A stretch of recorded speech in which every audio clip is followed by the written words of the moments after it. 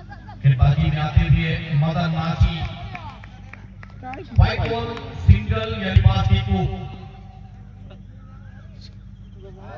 पूरी तरीके से गेंद बढ़िया तरीके से चकमा देते हुए टप्पा सही बल्ले का मालिक सिरा लगा पीछे फील्डर। चलिए पहला विकेट हमें प्राप्त करते हुए केसीसी शुक्ला चंडी को इस ओवर में